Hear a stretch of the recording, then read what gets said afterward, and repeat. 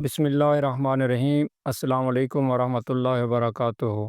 سیرت خاتم الانبیاء محمد مصطفیٰ صلی اللہ علیہ وآلہ وسلم۔ آج اس کی دوسری ویڈیو 100 اونٹوں کی قربانی۔ عبد المطلب کو یہ حکم اس وقت دیا گیا جب وہ اپنی منت بھول چکے تھے۔ پہلے خواب میں ان سے کہا گیا منت پوری کرو۔ انہوں نے ایک مینڈھا ذبح کر کے غریبوں کو کھلا دیا۔ پھر خواب آیا اس سے بڑی پیش کرو۔ اس مرتبہ انہوں نے ایک بیل ذبح کر دیا۔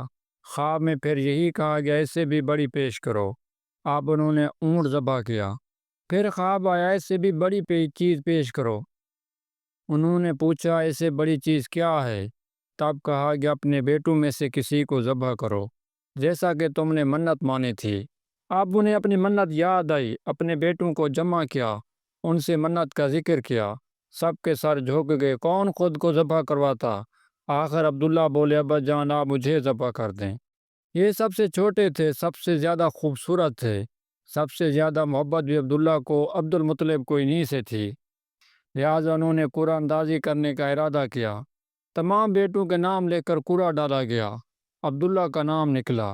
اب انہوں نے چھری لی، عبداللہ کو بازو سے پکڑا اور انہیں ذبح کرنے کے لیے نیچے لٹا دیا۔ جو ہی باپ نے بیٹے کو لٹایا، آواز سے ضبط نہ ہو سکا، فوراً آگے بڑھے اور بھائی کو کھینچ لیا۔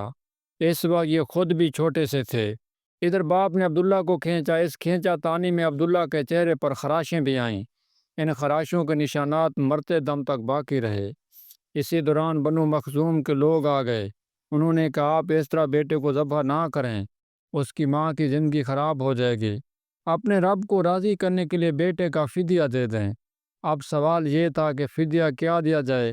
اس کی ترکیب یہ بتائی گئی کہ کاغذ کے ایک حصے پر 10 اونٹ لکھے جائیں، دوسرے پر عبداللہ کا نام لکھا جائے۔ اگر 10 اونٹ والی پرچی نکلے تو 10 اونٹ قربان کر دیے جائیں۔ اگر عبداللہ والی پرچی نکلے تو 10 اونٹ کا اضافہ کر دیا جائے۔ پھر 20 اونٹ والی پرچی اور عبداللہ والی پرچی ڈالی جائے۔ اب اگر 20 اونٹ والی پرچی نکلے تو 20 اونٹ قربان کر دیے جائیں، ورنہ 10 اونٹ اور بڑھا دیے جائیں۔ اس طرح 10 کر کے اونٹ بڑھاتے جائیں۔ عبد المطلب نے ایسا ہی کیا، 10 اونٹ بڑھاتے چلے گئے۔ ہر بار عبداللہ کا نام نکلتا چلا گیا، یہاں تک اونٹوں کی تعداد 100 تک پہنچ گئی۔ تب کہیں جا کر اونٹوں والی پرچی نکلی۔ اس طرح ان کی جان کے بدلے 100 اونٹ قربان کیے گئے۔ عبد المطلب کا پورا اطمینان ہو گیا کہ اللہ تعالیٰ نے عبداللہ کے بدلے 100 اونٹوں کی قربانی منظور کر لیا ہے۔ انہوں نے کعبے کے پاس 100 اونٹ قربان کیے اور کسی کو کھانے سے نہ روکا۔ سب انسانوں، جانوروں اور پرندوں نے ان کو کھایا۔ امام زہری کہتے ہیں کہ عبد المطلب پہلے آدمی تھے جنہوں نے آدمی کی جان کی قیمت 100 اونٹ دینے کا طریقہ شروع کیا۔ اس سے پہلے 10 اونٹ دیے جاتے تھے۔ اس کے بعد یہ طریقہ سارے عرب میں جاری ہو گیا، گویا قانون بن گیا کہ آدمی کا فدیہ 100 اونٹ ہے۔ نبی کریم صلی اللہ علیہ وآلہ وسلم کے سامنے جب یہ ذکر آیا تو آپ نے اس فدیہ کی تصدیق فرمائی، یعنی فرمایا کہ یہ درست ہے، اور اسی بنیاد پر نبی کریم صلی اللہ علیہ وسلم فرماتے ہیں میں 2 ذبح ہوں، یعنی حضرت اسماعیل علیہ السلام اللہ کا کیا ہوا اولاد ہوں۔ عبداللہ قریش میں سب سے زیادہ حسین تھے، ان کا چہرہ روشن ستارے کی مانند تھا۔ قریش کی بہت سی لڑکیاں ان سے شادی کرنا چاہتی تھیں، مگر عبداللہ کی حضرت آمنہ سے شادی ہوئی۔ حضرت آمنہ وہب بن عبد مناف بن زہرہ کی بیٹی تھیں۔ شادی کے وقت عبداللہ کی عمر 18 سال تھی۔ یہ شادی کے لیے اپنے والد کے ساتھ جا رہے تھے۔ راستے میں ایک عورت کعبہ کے پاس بیٹھی نظر آئی۔ یہ عورت ورقہ بن نوفل کی بہن تھیں۔ ورقہ بن نوفل قریش کے ایک بڑے عالم تھے۔ ورقہ بن نوفل سے ان کی بہن نے سن رکھا تھا کہ وقت کے آخر نبی کا ظہور ہونے والا ہے، اور ان کی نشانیوں میں سے ایک نشانی یہ ہوگی کہ ان کے والد کے چہرے میں نبوت کا نور چمکتا ہوگا۔ جو ہی اس نے عبداللہ کو دیکھا، فوراً اس کے ذہن میں یہ بات آئی۔ اس نے سوچا ہو نہ ہو یہ وہ شخص ہے جو پیدا ہونے والے نبی کے باپ ہوں گے۔ چنانچہ اس نے کہا اگر تم مجھ سے شادی کر لو تو میں بدلے میں تمہیں اتنے ہی اونٹ دوں گی جتنے تمہاری جان کے بدلے میں ذبح کیے گئے تھے۔ اس پر انہوں نے جواب دیا میں اپنے باپ کے ساتھ ہوں، ان کی مرضی کے خلاف کچھ نہیں کر سکتا، نہ ان سے الگ ہو سکتا ہوں، اور میرے والد باعزت آدمی ہیں، اپنی قوم کے سردار ہیں۔ بہرحال ان کی شادی حضرت آمنہ سے ہو گئی۔ آپ قریش کی عورتوں میں نسب اور مقام کے اعتبار سے افضل تھیں۔ حضرت آمنہ حضرت عبداللہ کے گھر آ گئیں۔ آپ فرماتی ہیں جب میں ماں بننے والی تھی تو میرے پاس ایک شخص آیا، یعنی ایک فرشتہ انسانی شکل میں آیا۔ اس وقت میں جاگنے اور سونے کے درمیانی حالت میں تھی۔ عام طور پر اس حالت کو غنودگی کہا جاتا ہے۔ اس نے مجھ سے کہا تمہیں معلوم ہے تم اس امت کی سردار اور نبی کی ماں بننے والی ہو۔ اس کے بعد وہ پھر اس وقت آیا جب نبی کریم صلی اللہ علیہ وسلم پیدا ہونے والے تھے۔ اس مرتبہ اس نے کہا جب تمہارے ہاں پیدائش ہو تو کہنا میں اس بچے کے لیے اللہ کی پناہ چاہتی ہوں ہر حسد کرنے والے کے شر اور برائی سے۔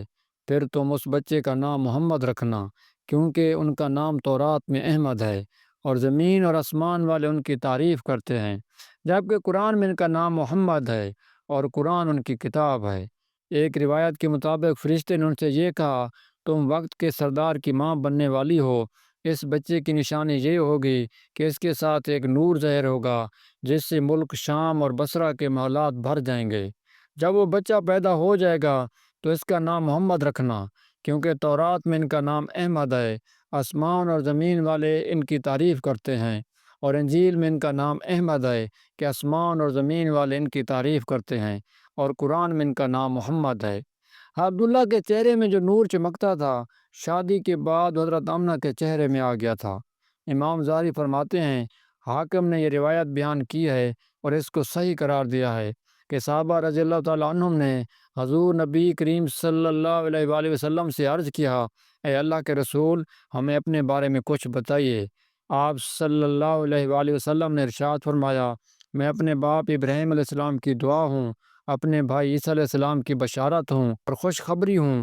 جب میں اپنی والدہ کے شکم میں آیا تو انہوں نے دیکھا گویا ان سے ایک نور ظاہر ہوا ہے، جیسے ملک شام میں بصرہ کے محلات روشن ہو گئے۔ حضرت آمنہ نے حضرت حلیمہ سعدیہ سے فرمایا تھا میرے اس بچے کی شان نرالی ہے، یہ میرے پیٹ میں تھے تو مجھے کوئی بوجھ اور تھکن محسوس نہیں ہوئی۔ حضرت عیسیٰ علیہ السلام وہ آخری پیغمبر ہیں جنہوں نے آپ صلی اللہ علیہ وسلم کی آمد کی خوشخبری سنائی ہے۔ اس بشارت کا ذکر قرآن میں بھی ہے۔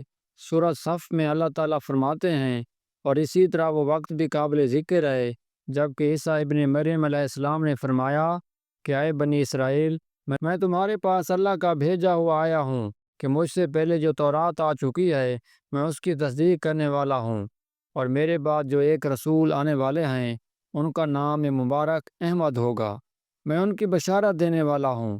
اب چونکہ حضرت عیسیٰ علیہ السلام یہ بشارت سنا چکے تھے اس لیے ہر دور کے لوگ آپ صلی اللہ علیہ وسلم کی آمد کا بے چینی سے انتظار کر رہے تھے۔ ادھر آپ کی پیدائش سے پہلے حضرت عبداللہ انتقال کر گئے۔ سابقہ کتب میں آپ کی نبوت کی ایک علامت یہ بھی بتائی گئی ہے کہ آپ کے والد کا انتقال آپ کی ولادت سے پہلے ہو جائے گا۔ حضرت عبداللہ ایک تجارتی قافلے کے ساتھ تجارت کے لیے گئے تھے، اسی دوران بیمار ہو گئے اور کمزور ہو کر واپس لوٹے۔ قافلہ مدینہ منورہ سے گزرا تو حضرت عبداللہ اپنی ننیال یعنی بنو نجار کے ہاں ٹھہرے۔ ان کی والدہ بنو نجار سے تھیں، 1 ماہ تک بیمار رہے اور انتقال کر گئے۔ انہیں یہیں دفن کر دیا گیا۔ تجارتی قافلہ جب حضرت عبداللہ کے بغیر مکہ مکرمہ پہنچا اور عبد المطلب کو پتہ چلا کہ ان کے بیٹے عبداللہ بیمار ہو گئے ہیں اور مدینہ منورہ میں اپنی ننیال میں ہیں تو انہیں لانے کے لیے عبد المطلب نے اپنے بیٹے زبیر کو بھیجا۔ جب یہ وہاں پہنچے تو عبداللہ کا انتقال ہو چکا تھا۔ مطلب یہ کہ آپ صلی اللہ علیہ وسلم اس دنیا میں اپنے والد کی وفات کے چند ماہ بعد تشریف لائے۔ حضور پاک صلی اللہ علیہ وسلم کی سیرت کا بقیہ حصہ اگلی ویڈیو میں ملاحظہ فرمائیں۔ مزید ایسی اسلامک ویڈیو کے لیے چینل کو سبسکرائب کریں، ویڈیو کو لائک کریں اور اچھا سا کامنٹ کریں، اور حضور پاک صلی اللہ علیہ وسلم کی محبت میں کامنٹ میں درود شریف لکھیں اور ایک دفعہ درود شریف خود بھی پڑھ لیں۔ بسم اللہ الرحمن الرحیم، صلی اللہ علیہ وآلہ وسلم۔ السلام علیکم ورحمۃ اللہ وبرکاتہ۔